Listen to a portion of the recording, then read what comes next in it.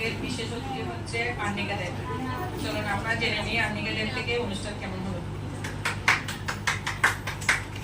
সবাইকে স্বাগত, শুভেচ্ছা। ছোটদেরকে আমার আদর,